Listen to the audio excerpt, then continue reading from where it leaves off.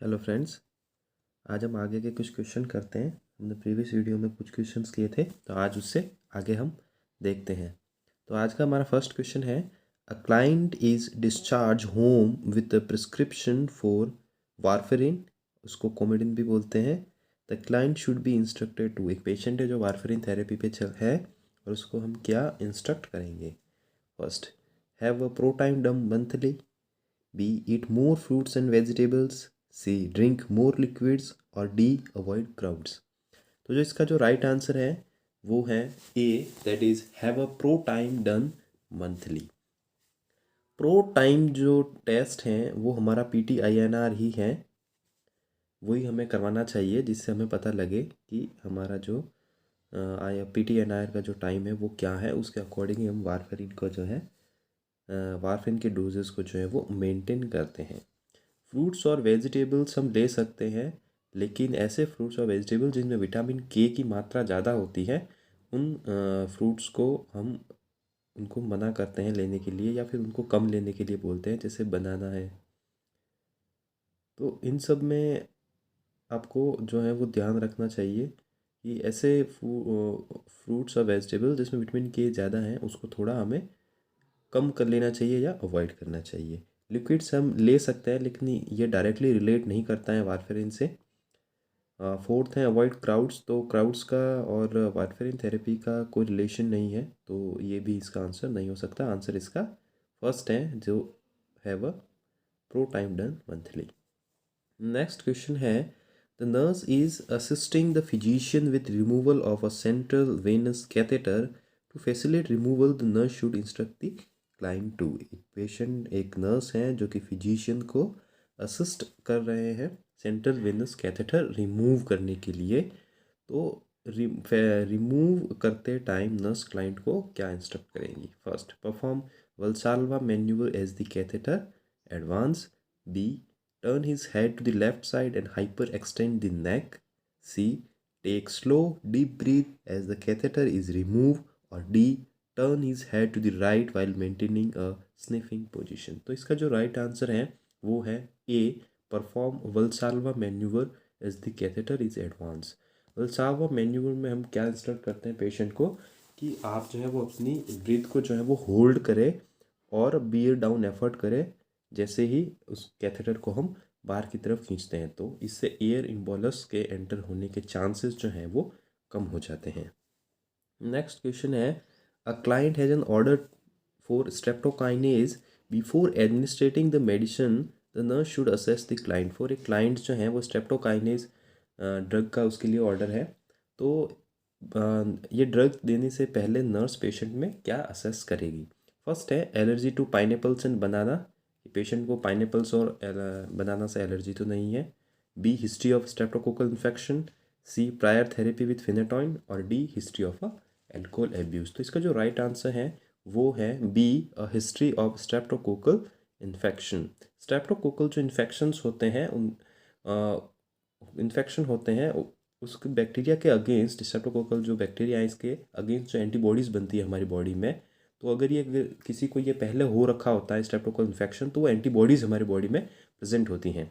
तो जैसे हम उसको स्ट्रेप्टोकाइनेज देते हैं तो वो जो एंटीबॉडीज़ होती है वो स्ट्रेप्टोकाइनेज ड्रग की इफेक्टिवनेस को भी कम कर देती है। तो इसलिए हमें पहले ये हिस्ट्री लेनी है कि पेशेंट को स्ट्रेप्टोकोकल इन्फेक्शन तो नहीं है, स्ट्रेप्टोकोकल इन्फेक्शन की हिस्ट्री तो नहीं है। बाकी जो फिनेटॉइन थेरेपी या अल्कोहल एब्यूज़ से इसका कोई डायरेक्ट लिंक नहीं है, हम ले सकते हैं, और नहीं इसका कोई लिंक एलर्जी टू पाइनएप्पल्स और बनानास के लिए है।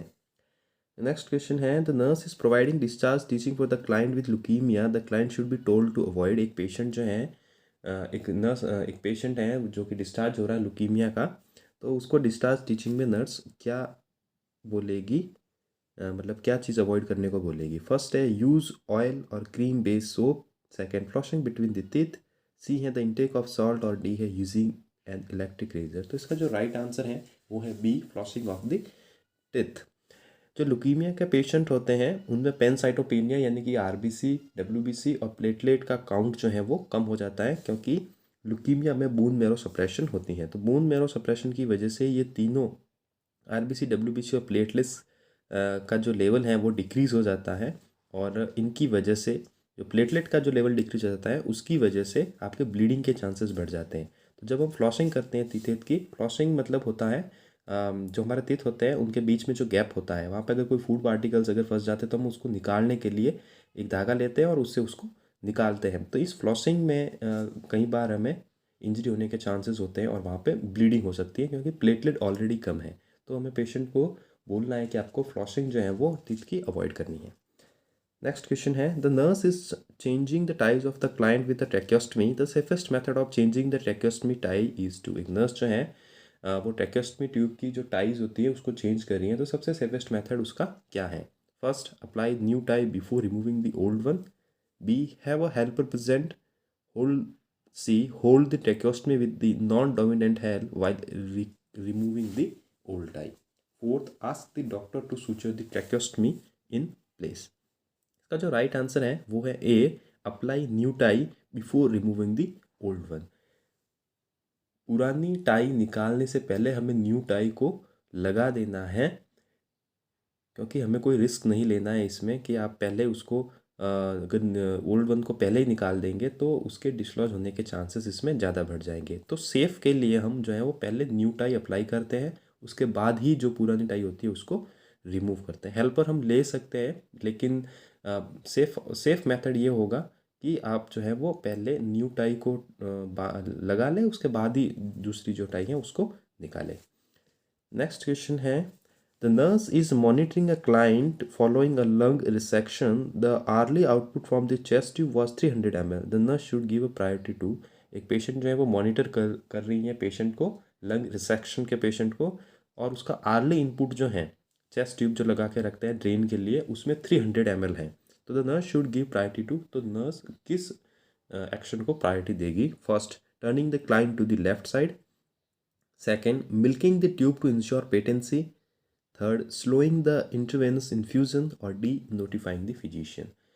तो इसका जो राइट आंसर है वो है डी, नोटिफाइंग द फिजिशियन, क्योंकि 300 ml पर आर चेस्ट ड्रेन आना ये अब नॉर्मल कंडीशन है और ये हेमरेज को आइडेंटिफाई मतलब हेमरेज को बताती है कि पेशेंट को हेमरेज हो सकता है। तो 300 ml अगर डिस्चार्ज हो रहा है तो हमें जल्दी से जल्दी फिजिशियन को नोटिफाई करना चाहिए। नेक्स्ट क्वेश्चन है, the infant is admitted to the unit with tetralogy of Fallot, the nurse would anticipate an order for which medicine. ये 4-5 यहाँ पे मेडिसिन है। फर्स्ट ऑप्शन है digoxin, second epinephrine, third aminophylline और fourth atropine. तो जो digoxin tablet है वो हम उस इन्फेंट को देंगे टेट्रोलॉजी ऑफ फैलेट के साथ जो पेशेंट आया है, क्योंकि डिजॉक्सिन जो होती हैं वो कॉन्ट्रैक्शन ऑफ हार्ट का जो है वो स्ट्रॉन्ग करती हैं। लेकिन बाकी के जो तीनों ड्रग हैं एफिनेफ्रिन, एमिनोफाइलिन और एट्रोपिन, ये स्पीड बढ़ाती है हार्ट रेट की, लेकिन वो कॉन्ट्रैक्शन जो है वो अच्छे उससे नहीं बढ़ते हैं। तो कॉन्ट्रैक्शन को इफेक्टिव करने के लिए हमें डिजॉक्सिन देनी होती है, तो हम डिजॉक्सिन देंगे इस पेशेंट को। और टेट्रोलॉजी फैलेट में 4 कंडीशन आती हैं, वो आप अगर आप इसको पूरा पढ़ेंगे तो समझ में आएगी। नेक्स्ट है, a patient is admitted to the hospital with a diagnosis of primary hyperparathyroidism. A nurse check the patient's lab result would expect which of the following changes in laboratory finding। एक patient है हाइपरपैराथायरॉयडिज्म का, उसके lab result जो है वो nurse check कर रही हैं, तो उसमें से उन लैब रिजल्ट में उसको क्या देखने को मिलेगा? ऑप्शन फर्स्ट है elevated serum calcium level, second low serum parathyroid hormone, C elevated serum vitamin D और डी लो यूरिन कैल्शियम। तो इसमें आपको ए आपका राइट आंसर है एलिवेटेड सीरम कैल्शियम लेवल। आपकी पैराथायरॉयड जो ग्लैंड होती हैं वो आपके ब्लड में कैल्शियम के लेवल को बढ़ाने का काम करती हैं। तो अगर आपकी बॉडी में पैराथायरॉयड हार्मोन ज़्यादा है तो वो आपके कैल्शियम के लेवल को ब्लड में बढ़ा देंगे। तो इसका राइट आंसर आपका ए होगा। लो सीरम पैराथायरॉयड हार्मोन नहीं हो सकता क्योंकि कंडीशन ही हाइपर पैराथायरॉयडिज्म की है, तो इसमें पैराथायरॉयड हार्मोन आपके ज़्यादा होंगे। C elevated serum vitamin D, serum vitamin D का लेवल बढ़ने की बजाय कम होगा इसमें, क्योंकि जब भी हाइपर पैराथायरॉयडिज्म होगा तो उस समय body as a compensation vitamin D को जो है वो कम कर देगी ताकि कैल्शियम का अब्जॉर्प्शन जो है वो ज़्यादा ना हो। फोर्थ है लो यूरिन कैल्शियम, नहीं, यूरिन में कैल्शियम का लेवल भी आपका बढ़ जाएगा, क्योंकि एज अ कंपनसेशन बॉडी जो है वो कैल्शियम को यूरिन से बाहर निकालेगी, उसको एक्सिट आउट करेगी। इससे आपकी जो रीनल कैल्कुलाई होने के चांसेस हैं वो कम हो जाएंगे। नेक्स्ट है the toddler is admitted with a cardiac anomaly, the nurse is aware that infant with a ventricular septal defect will. एक टॉडलर है वो कार्डियक एनोमली के साथ एडमिट हुआ है और वेंट्रिकुलर सेप्टल डिफेक्ट उसको है, तो उसमें हमें कौन सा साइन सिम्टम देखने को मिलेगा? फर्स्ट है tire easily, B grow normally, C need more calories, और D be more susceptible to viral infection. तो जो इसका राइट आंसर है वो है फर्स्ट, टायर्ड इजीली। ये टेट्रोलॉजी ये वेंट्रिकुलर सेप्टल डिफेक्ट या जो जितने भी कार्डियक एनोमलीज वाले जो इन्फेंट या टॉडलर होते हैं, बच्चे होते हैं, वो जो है वो जल्दी थक जाते हैं, तो इसका आंसर आपका ए राइट होगा। ये वाले जो इतने भी पेशेंट होते हैं ये नॉर्मली ग्रो नहीं करते हैं, इनकी ग्रोथ जो है वो रिटार्ड हो जाती हैं, तो ग्रोथ रिटार्डेशन हमें देखने को मिलती है। कैलोरीज ज़्यादा नहीं हमें देनी होती हैं, जितनी नॉर्मली नीड होती है उतनी हमें देनी होती है। ससेप्टेबल टू वायरल इन्फेक्शन ज़्यादा नहीं होता है, उतना ही ससेप्टेबल होते हैं जितने कि बाकी बच्चे इन्फेक्शन से ससेप्टेबल होंगे, उतने उतने ही ये वाले भी होंगे। नेक्स्ट है the nurse is monitoring a client with a history of still born infant, the nurse is aware that a non stress test can be order for the client to. एक client है जिसकी previous में history है still born infant की, तो उसको non stress test जो है वो ऑर्डर किया गया है। तो ये नॉन स्ट्रेस टेस्ट क्यों ऑर्डर किया गया है ये बताना है। First determine the lung maturity, B measure the fetal activity, C show the effect of contractions on fetal heart rate, और D measure the wellbeing of the fetus. तो इसका राइट आंसर है आपका B measure the fetal activity. Lung maturity के लिए हम LH ratio determine करते हैं, कॉन्ट्रैक्शंस इसमें हम नहीं देते हैं, कॉन्ट्रैक्शन देके हम फिटल हार्ट रेट आपके कॉन्ट्रैक्शन स्ट्रेस टेस्ट में करते हैं, जिसमें हम ऑक्सीटोसिन या निपल स्टिमुलेशन से आपका कॉन्ट्रैक्शंस जो है वो यूट्रस में प्रोड्यूस करते हैं। Next question, a patient with Addison disease ask a nurse for nutrition and diet advice, which of the following diet modification is not recommended. एक पेशेंट है एडिसन डिजीज़ का, वो नर्स से न्यूट्रिशन और diet के लिए एडवाइस ले रहा है कि उसको क्या लेना चाहिए, तो इन ऑप्शंस में से वो कौन सा ऑप्शन है जो हम उसको रिकमेंड नहीं करेंगे? फर्स्ट है a diet high in grains, second a diet with adequate calorie intake, high protein diet, और अ सोडियम रिस्ट्रिक्टेड डाइट। तो इसका जो आंसर है वो सोडियम रिस्ट्रिक्टेड डाइट, ये इसका आंसर होगा।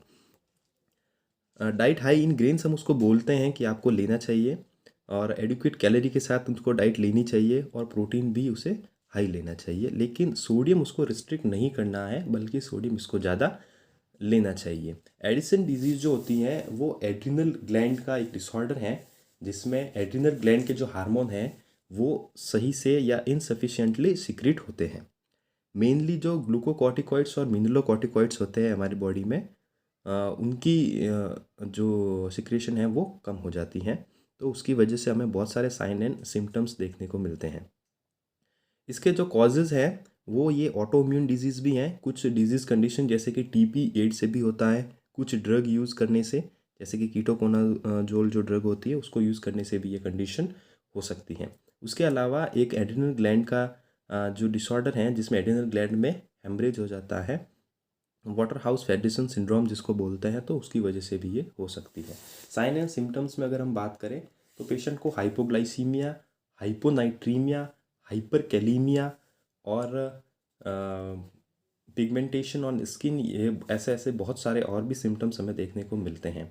हाइपोग्लाइसीमिया इस पेशेंट में इसकी वजह से होता है क्योंकि जो मेन ग्लूकोकॉर्टिकॉइड्स हैं, कॉर्टिसोल, वो भी इसमें कम मात्रा में सिक्रीट होता है इस डिजीज़ में, तो हमें हाइपोग्लाइसीमिया देखने को मिलता है, क्योंकि कोर्टिसोल जो है वो हमारे ब्लड में ब्लड ग्लूकोज के लेवल को बढ़ा के रखता है।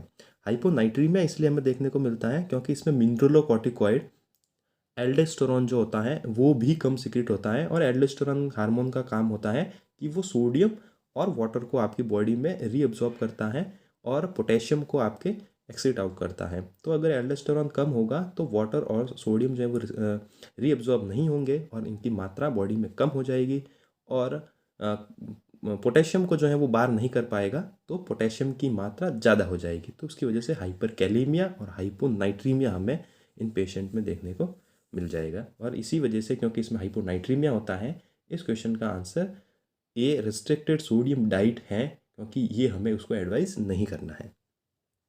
नेक्स्ट क्वेश्चन है, a patient with history of a diabetes mellitus is on second post operative day following cholecystectomy. She has complained of nausea and isn't able to eat solid foods. The nurse entered the room to find the patient confused and shaky. Which of the following is the most likely explanation for the patient's symptoms? एक patient है diabetes mellitus का और second post operative day पर है। वो complain कर रहा है नोज़िया और वो खाना नहीं खा पा रहा है। इसके लिए नर्स जैसे रूम में एंटर करती है तो वो देखती है पेशेंट कंफ्यूज है और शेकी है। तो इनमें से ये जो साइनल सिम्टम्स जो दिख रहे हैं नर्स को, ये कौन से कंडीशन को एक्सप्लेन करते हैं? फर्स्ट है एनेस्थेशिया रिएक्शन, कि ये जो आपको कन्फ्यूजन और शेकीनेस, इस नोजिया हो रहा है, ये एनेस्थेशिया रिएक्शन की वजह से है। या बी हाइपरग्लाइसीमिया, कि नहीं, या हाइपरग्लाइसीमिया की वजह से हैं आपको ये सिम्टम आ रहे हैं। सी हाइपोग्लाइसीमिया और डी डायबिटिक कीटोएसिडोसिस। तो इसका जो राइट आंसर है वो है सी हाइपोग्लाइसीमिया। हाइपोग्लाइसीमिया में ही पेशेंट को जो है वो कन्फ्यूजन और शेकीनेस होती है। एनेस्थेशिया रिएक्शन ये नहीं है, क्योंकि पेशेंट जो है वो सेकेंड पोस्ट ऑपरेटिव डे पर है और एनेस्थेशिया के रिएक्शन जो हैं वो हमें फर्स्ट डे को ही देखने को मिल सकते हैं, सेकेंड डे को नहीं देखने को मिलते हैं। हाइपरग्लाइसीमिया में कन्फ्यूजन और शेकीनेस नहीं होती हैं और डायबिटिक कीटोएसिडोसिस में भी ऐसी कोई कंडीशन नहीं होती है। नेक्स्ट है, a client with clotting disorder has an order to continue Lovenox injection after discharge. The nurse should teach the client that Lovenox injection should. एक पेशेंट है जिसको क्लॉटिंग डिसऑर्डर है और लेवोनॉक्स इंजेक्शन, जिसको हम एनेक्सोप्रिन भी बोलते हैं, आफ्टर डिस्चार्ज उसको लगाना है। तो नर्स जो है वो उसको क्या टीच करेगी इस इंजेक्शन के बारे में? फर्स्ट है, B injected into the deltoid muscle. Second, B injected into the abdomen. C aspirate after the injection और D clear the air from the syringe before injection. तो जो इसका राइट आंसर है वो है B injected into the abdomen। abdomen पे हम इसको इसलिए इंजेक्ट करते हैं क्योंकि abdomen पे हम जो है वो सबक्यूटेनियसली इंजेक्शन देते हैं और लेवोनॉक्स जो है वो हमें सबक्यूटेनियसली ही देना होता है। डेल्टोइड मसल में हम इसको नहीं देते हैं, क्योंकि डेल्टोइड मसल में हम IM इंजेक्शंस देते हैं। तो आज के लिए इतने ही क्वेश्चन थे। नेक्स्ट वीडियो में हम इससे आगे वाले क्वेश्चन भी करेंगे। Thank you.